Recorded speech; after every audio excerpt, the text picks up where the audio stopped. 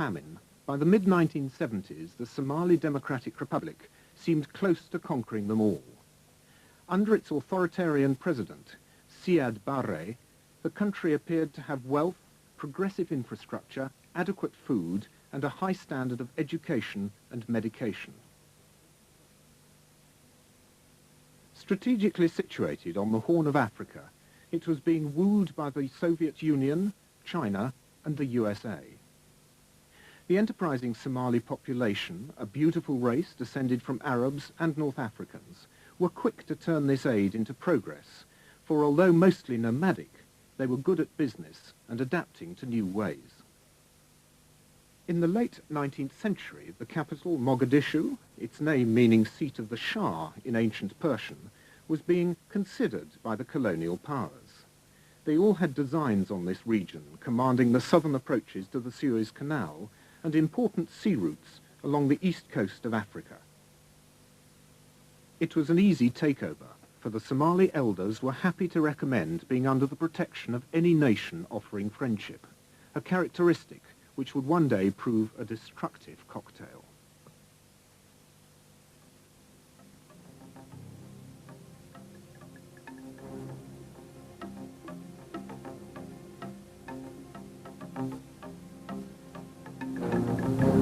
The Italians were the most avaricious. Since the late 19th century, they had been racing to incorporate the whole Horn of Africa in one big colony. Eritrea was already under their influence. However, France took the northwest around Djibouti, Britain the north, and the Italians the south, by far the biggest and most productive part. So southern Somalis learnt Italian and Italian commercial, legal and political practices, and in the north they learnt English and adopted British practices.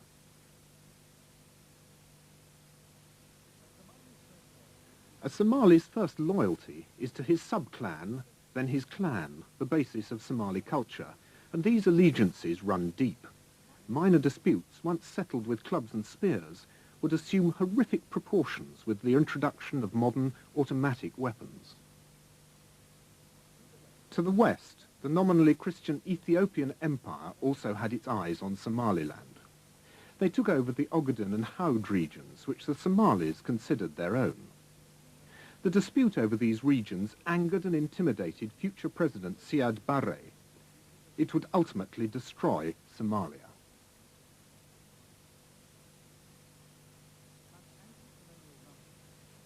But anti-colonial rumblings had started long before his birth, and being a Muslim country, it was religion which started them in 1898. Mohammed Abdullah Hassan, dubbed the Mad Mullah by the British troops, declared a jihad against the Christian invaders from Europe and Ethiopia. A master tactician, he could not be defeated.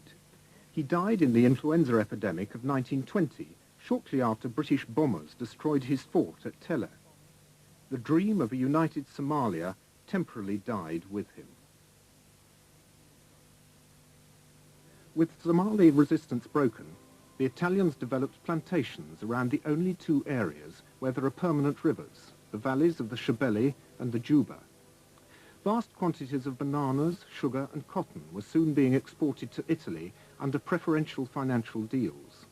By the 1970s, bananas alone contributed 35% of Italian Somaliland's export earnings. The British, however, were less inclined to invest in a protectorate which they saw mainly as a source of food for their more important garrison across the straits in Aden.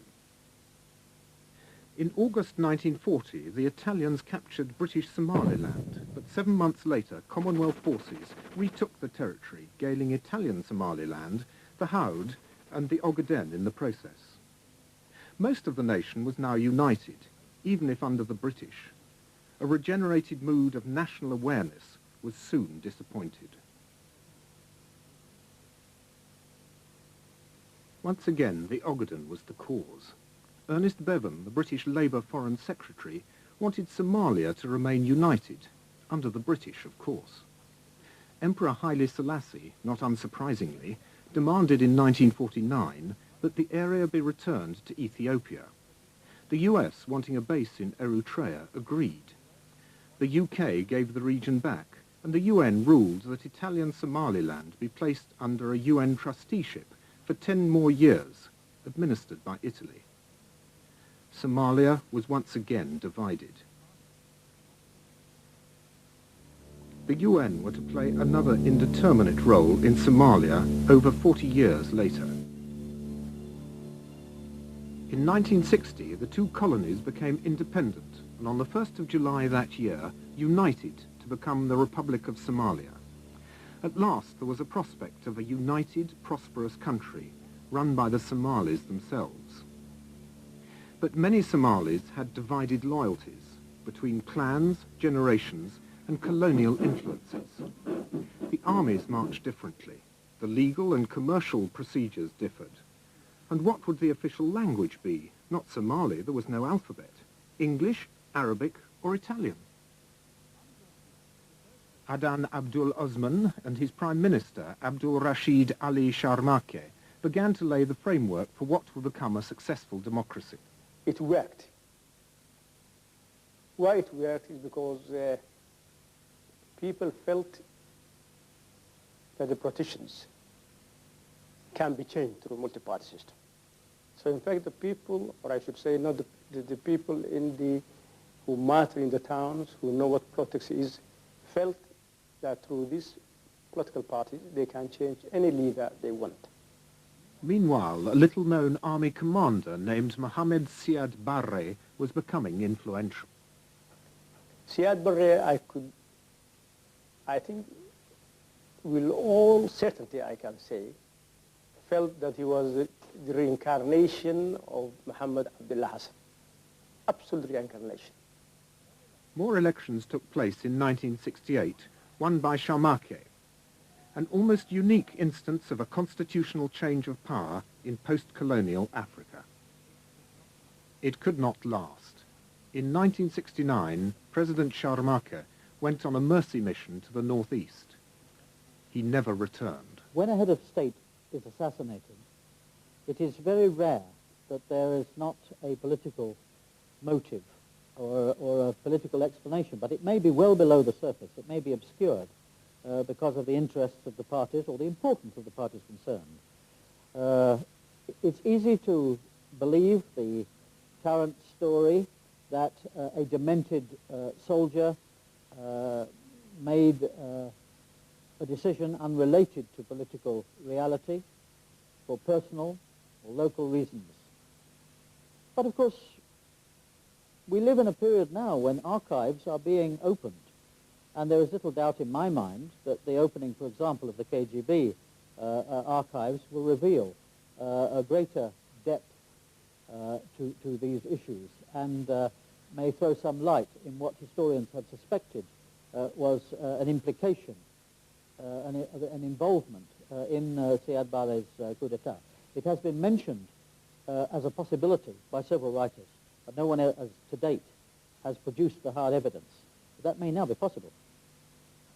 A few days later, on the 21st of October 1969, Radio Mogadishu announced that Major General Siad Barre had staged an allegedly bloodless coup. Relentlessly making decisions, he quickly consolidated his position. Proclaiming himself president, he abolished the National Assembly and personally headed an appointed 25-member Supreme Revolutionary Council.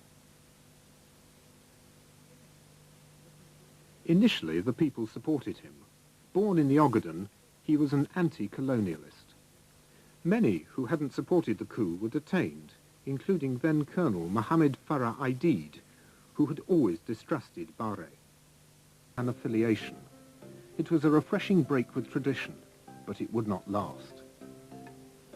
Barre, then gaining aid by cleverly setting superpower against superpower, was trying to turn Somalia into a modern state. While the Russians provided arms and advisors, Chinese money and loaned workers built roads into the interior and along the coast, linking towns that had never before been easily accessible.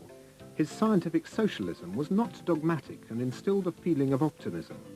His limited nationalization was also initially unauthoritarian. I believe that Siad Barre never bothered to read what scientific